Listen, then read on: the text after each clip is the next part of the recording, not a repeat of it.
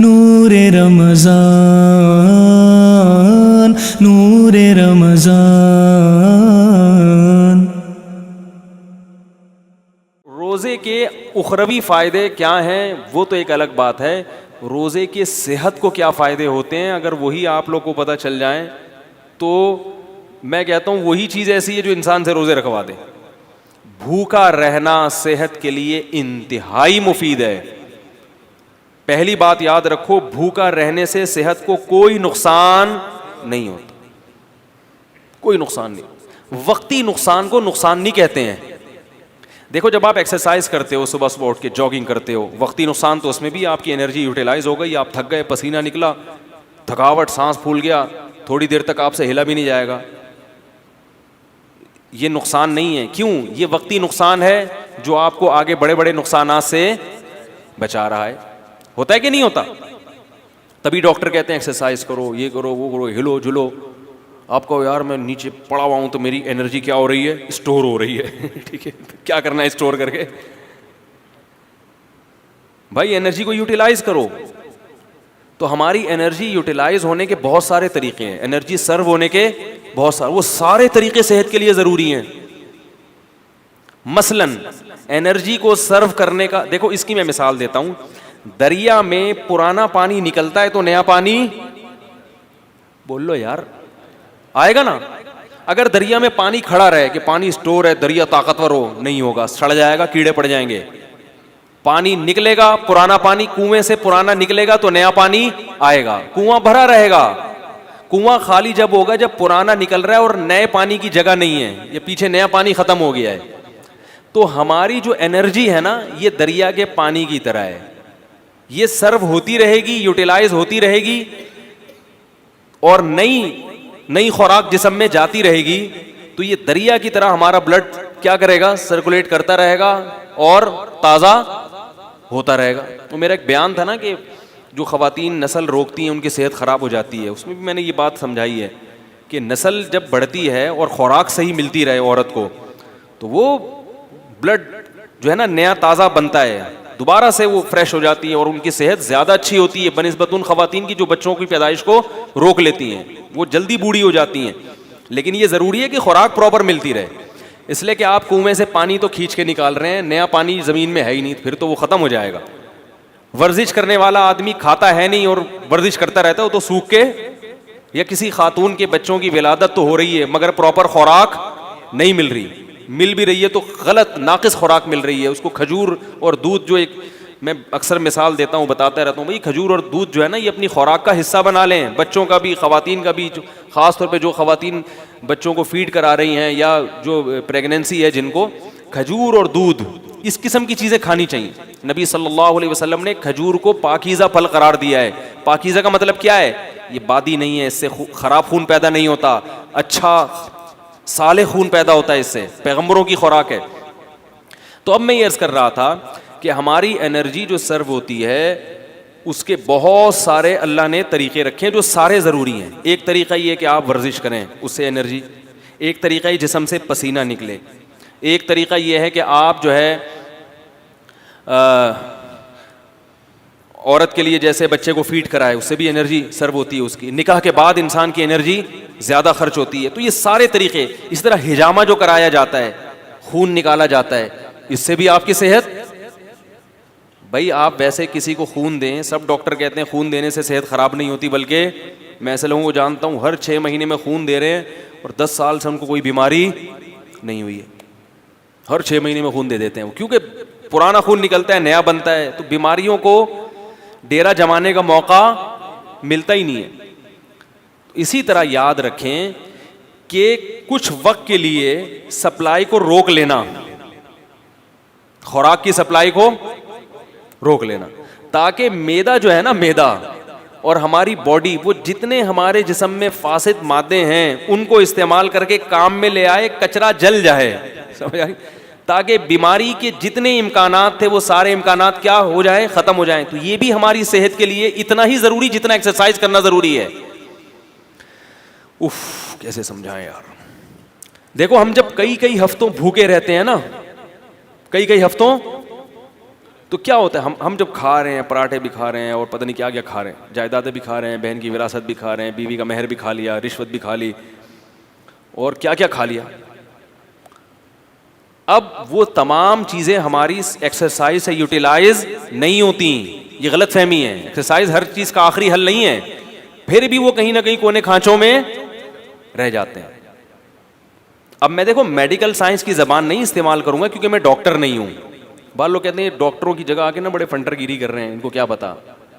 तो मैं तो अपनी ज़बान में आपको समझाऊंगा ना, या जो बिल्कुल सादा ज़बान में, क्योंकि मैं डॉक्टर थोड़ी हूं। लेकिन ये सेहत के बुनियादी उसूल हैं और ये डॉक्टर भी कहते हैं। आप सर्च करो, आपको पता चलेगा। जो गोरों की बनाई हुई वेबसाइट्स हैं उनमें आप जाओ, जो ऑथेंटिक हैं, वो भी इस बात का इकरार करते हैं कि रोज़ा रखना इंसान की सेहत के लिए इंतहाई ज़रूरी। आपको पता है गोरे इस पर आ रहे हैं कि हफ्ते में 5 दिन खाओ, 2 दिन फास्टिंग। ये बिल्कुल इस्लाम है। नबी सल्लल्लाहु अलैहि वसल्लम ने हफ्ते में 2 दिन रोज़ा रखने का हुक्म दिया, सुन्नत है, पीर और जुमेरात का रोज़ा। गोरे भी ये तहकीक कर रहे हैं कि 5 दिन खाओ, 2 दिन बोलो भाई नागा करो। तो होता क्या है कि जब हम भूखे रहते हैं, वक्ती तौर पे कमज़ोरी होती है, रोज़े में ज़ाहिर है कमज़ोरी होती है, ऐसे फ्रेश नहीं हो। असर के बाद तो ऐसे मुरझे मुरझे से मैं देखता हूँ असर की नमाज में, जो वहाँ बैठा हुआ है तो उधर बैठा हुआ है, कोई किसी पे एतराज़ नहीं कर रहा। और बाज़ दफ़ा उसमें यह भी होता है कि चूँकि भूख प्यास होती है, कमज़ोरी, तो कमज़ोरी में इंसान को गुस्सा ज़्यादा आता है। थोड़ा सा छिड़ दो तो ऐसा छिड़ेगा, फिर वो खरी खरी सुनाएगा। देखें दूध की दुकानों पे, पकौड़ों की दुकानों पे इफ्तारी के वक्त में बड़े पड्डे हो रहे होते हैं। तो होता क्या है, वक्ती नुकसान होता है कि कमज़ोरी होती है जिस्म में, लेकिन हमारी बॉडी वो सारे गलीज़ मादे आहिस्ता आहिस्ता खाना शुरू कर देती, निथर जाता है जिस्म। 1 महीने तक ये प्रोसेस जब होता है, इसका सबसे बड़ा फ़ायदा क्या होता है, आप कैंसर की बीमारी को कई किलोमीटर दूर धकेल देते हैं। कैंसर है क्या, ये जो फाजिल मादे हैं ना जिस्म में, जो हमारी सेल्स की जो नेचुरल टूट फूट नहीं होती, फिर ये कहीं से इधर से फोड़ा बन के निकला। तो इसको मैं देसी ज़बान में कहूँगा, ये जो पराठे हैं ना, जो ज़रूरत से ज़्यादा खा रहे हो, ये फोड़े बन के निकलना शुरू हो जाते हैं। वो जो हमारे खलिए हैं, जो सेल्स हैं, उनकी टूट फूट गलत तरह से टूट फूट होने लगती है। बच्चों में कैंसर के इम्कान कम क्यों होता है, उनकी ग्रोथ हो रही है। वो जो खा रहे हैं, जब आपकी एक उम्र तक आप पहुंच गए, आपकी ग्रोथ रुक गई, अब आप जो इजाफी खाओगे वो बीमारी की शक्ल में जाहिर होगा। तो रोजा रखना ये कैंसर को, बोलो भाई, दूर कर दे। बल्कि बाज हकीमों की मुस्तनद ज़राए से हमें इत्तला मिली है कि उन्होंने कैंसर का जो इलाज कराया है वो मरीज को भूखा रख के कराया है। ऐसे भी कैंसर के मरीज लाइलाज मरज, जिनको बड़े बड़े अस्पतालों ने कह दिया कि ये ठीक नहीं हो सकते, उनको किबला हकीम ने क्या किया, खाना पीना छोड़ दो इसका। ओ ऐसा बेचारा सूख के हड्डियों का ढांचा, जब देखते ना कि मर रहा है तो 2 कतरे टपका दिए ग्लूकोज के, बस मरे नहीं।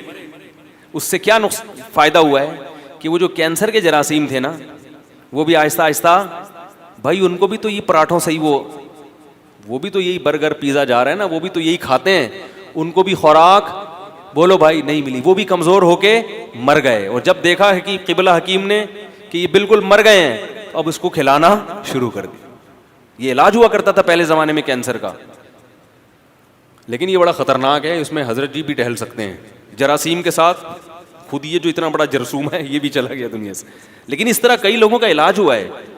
तो उस स्टेज पे पहुंचने से पहले पहले अगर इंसान अपने आप को भूखा रखने का आदी बना ले तो अच्छा नहीं है? क्या ख्याल है? तो ये बहुत मुफीद है सेहत के लिए, और गर्मियों के रोजे ज्यादा मुफीद हैं क्योंकि इसमें पसीना निकलता है, प्यास की शिद्दत बढ़ती है, इसमें वो रोजे के मकासद जल्दी हासिल होते हैं बनिस्बत सर्दियों के। ये आपको जिस्मानी फायदा होता है। एक जिस्मानी फायदा आपको क्या होता है, एक और, आप में कुव्वते बर्दाश्त बढ़ती है। जो खाने पीने वाला आदमी है ना, हर वक्त उसको कुछ ना कुछ चाहिए, वरना उसका दिल नहीं लगता। जब आप कई कई घंटों भूखे रहते हैं तो आप भूखे रह के भी काम करने के आदी हो जाते हैं। इसका फ़ायदा क्या होगा कि आप इस आदत को मेंटेन रख सकते हैं फिर पूरे साल, कि यार मैं रमज़ान में इतना थोड़ा खा के इतना अच्छा चला हूँ, तो अब मैं दोपहर खाना थोड़ा खा के क्यों नहीं चल सकता। तो पूरे साल फिर आप कम खाने पे गुजारा कर सकते हैं। और अगर कम खाने पे आ गए तो बीमारियां वैसे ही, सारे मसाइल ही ज़्यादा। कैंसर के एक बहुत बड़े स्पेशलिस्ट आए थे मेरे पास, अल्हम्दुलिल्लाह हर किस्म का तबका होता है, शायद बयान भी सुन रहे हो वो। यूके में जो स्पेशलिस्ट डॉक्टर है ना उनको पढ़ाते हैं वो, इससे अंदाजा लगाएं कि वो कितने बड़े डॉक्टर होंगे। तो वो मुलाकात के लिए आए कि मैं तो वो आए थे मुझसे कुछ पूछने के लिए। हमने कहा जब इतने बड़े डॉक्टर हैं तो बजाय हमसे पूछें हम ही पूछना शुरू कर दें। उन्होंने सोचा होगा तो लेने के देने पड़ गए। तो मैंने उनसे वैसे ही कुछ नॉलेज हासिल की। मैंने कहा ये कैंसर की बीमारी की बुनियादी वजूहात क्या होती हैं, कुछ नॉलेज मेरे पास थी जो मैं शेयर करना चाह रहा था उनसे। तो उन्होंने भी वही बात कही जो आमतौर पे सब कहते हैं कि सबसे बड़ी वजह कैंसर की मोटापा है। मोटापे का मतलब क्या, आप अपनी ज़रूरत से ज़्यादा खा रहे हो। इस ज़माने में हर आदमी अपनी ज़रूरत से ज़्यादा खाता है। हमारी ज़रूरत रमज़ान में पता चल जाता है हमें कितनी। कई बार मैंने खुद नोट किया कि बसा औकात सहरी का टाइम कम होता है, 2-4 खजूरें खा के पानी पीता है इंसान और पूरा दिन चलता है बड़े आराम से। और फिर जब इफ्तारी में बैठते हैं 2 पकोड़े पेट में जाते हैं। मैंने उन डॉक्टर से पहले कहते पकोड़े पे पाबंदी नहीं लगाएं, पहले मैं पकोड़े के खिलाफ में कोई तकरीर, हाँ अब इतना भी नहीं है ना सेहत बनाने के चक्कर में आदमी बिल्कुल दलिए पे आ जाए, खिचड़ी पे आ जाए ये भी गलत है यार। क्या करना है इसी सेहत का भाई। वो चाइनीज़ गर्म पानी पी के रहते हैं ना जिंदा, लंबी लंबी उम्रें होती हैं। मैंने कहा ठंडा पानी पी के मर जाओ, ये बेहतर है गर्म पानी पी के। गर्मियों में भी गर्म पानी पी रहे हैं पागल लोग। क्या करना है ऐसे, इतनी भी हमें ज़िंदगी से मोहब्बत नहीं है भाई, तमीज़ से ज़िंदा रहना है जितना तमीज़ से रह सकते हैं, ठीक है ना। वो हमारे हज़रत पर जब कुछ है ना, कुछ हज़रत ने फतवे वतवे बड़े ऐसे दिए हुए थे, तो कुछ उस ज़माने में उलमा का कत्ल बहुत हो रहा था, तो हज़रत ने गार्ड वार्ड रख लिए। तो वो इतना सख्त सिक्योरिटी का निज़ाम था कि 24 घंटे गार्ड। हज़रत ने फरमाया भाई इससे तो मैं वैसे ही मर जाता बेहतर, तो इतने गार्ड मुझे नहीं चाहिए, और थोड़ा दिमाग रिलैक्स हो। ऐसी ज़िंदगी का करना क्या है जिसमें 24 घंटे 6-6 आदमी हर वक्त सर पे मुसल्लत रहें। तो कोई बात नहीं, हम शहीद होना पसंद है हमें, लेकिन इतनी टेंशन वाली ज़िंदगी नहीं चाहिए हमको। तो 1-2 बाकी गार्ड भगा दिए, सिर्फ 1 या 2 गार्ड रखे थे। फिर तो वो गार्ड बेचारा शहीद हो गया। हज़रत को उसने बड़े, फिर भी हमला हुआ था हज़रत के ऊपर, वो गार्ड शहीद हो गया। खैर, तो उससे क्या होता है, क्या कह रहा था मैं, ये बात यहाँ कहाँ से आ गई यार। हाँ, तो वो डॉक्टर की बात कर रहा था। तो ये सारे मसाइल कहाँ से खड़े होते हैं, मोटापे से होते हैं। सारी बीमारियों की इब्तिदा कहाँ से होती है, मोटापे का मतलब क्या है, ज़्यादा खा रहे हैं। तो 2 खजूरें खाता है इंसान इफ्तारी के वक्त में और पानी पीता, कैसी कमर सीधी हो जाती कि नहीं हो जाती, 14 तवक रोशन हो जाते हैं। उससे पता चल जाता है कि हमें जिंदा रहने के लिए और चलने फिरने के लिए, बॉडी को रन करने के लिए इतना खाने की ज़रूरत, बोलो भाई, नहीं है जितना हम खा रहे हैं। तो रोज़े का ये भी फ़ायदा है। तो मेरे भाई रखो तो अल्लाह के लिए, दुनिया के लिए ना रखो, लेकिन गरीबी में ये फ़ायदे भी इंशाअल्लाह होंगे। नज़र तेज़ हो जाती है, दिमाग सही काम करने लगता है, क़ुव्वत बर्दाश्त बढ़ती है। सबसे बड़ी बात ये कि स्टैमिना बढ़ाना, ये तो दुनिया में हर शख्स चाहता है कि मेरा स्टैमिना बढ़े, होता है कि नहीं होता। बहुत से लोग इसलिए भागते हैं ताकि हमारा स्टैमिना बढ़े और हम ज़्यादा देर तक भाग सकें। जिम खाने में जो बॉडी बिल्डर वज़न उठाता है इसलिए कि मेरा स्टैमिना बढ़े और मैं ज़्यादा से ज़्यादा वज़न, बोलो भाई, उठा सकूं। तो इसी तरह ये भी तो स्टैमिना है कि ज़्यादा से ज़्यादा भूखा रह सकें। और याद रखो, अल्लाह ने हमारी बॉडी को ऐसा बनाया है कि जिस चीज़ की आदत डालो बॉडी उसके लिए तैयार हो जाती है। कम खाने की आदत डालोगे ना, बॉडी इसी हिसाब से अपने आप को सेट कर लेगी। ठीक है, अब इसी पे आ गया हूँ मैं। जैसे गैस पे गाड़ी ले आओ ना, एक दफ़ा गाड़ी गैस पे सेट हो जाती है, पेट्रोल पे झटके लेती है फिर वो, ठीक है। पेट्रोल पे सेट है तो गैस पे लाने में तो बिल्कुल बॉडी का ऐसा ही है कि बॉडी को पराठों पे सेट कर लो तो पराठे पे सेट हो जाएगी वो, कॉफ़ी चाय पे सेट कर लो तो बोतलों पे कर लो, बर्गर पे कर लो तो बर्गर पे। और अगर इन फजूल चीज़ों से बच के कम खाने पे, अच्छी खुराक पे सेट कर लोगे तो बॉडी उसी हिसाब से अपने आप को सेट कर लेगी। यहाँ तक कि आप देखें सहराई इलाकों में बहुत कम पानी होता है, अल्लाह उस कम पानी ही में उनकी बॉडी की तमाम ज़रूरतें पूरी कर देते हैं। आपको अजीब बात बताऊं मैं कि जो चश्मों में रहने वाले लोग हैं, जहां नहरें दरिया हैं, उनकी बॉडी को पानी की ज़रूरत ज़्यादा होती है, सहराई आदमी को पानी की ज़रूरत कम होती है, क्योंकि सहरा के हिसाब से उसकी बॉडी ढल चुकी होती है।